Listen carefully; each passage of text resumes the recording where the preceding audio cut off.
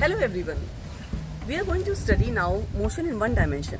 But before going to the details of motion in one dimension, I would like to recap the few basic concepts of trigonometry for you all.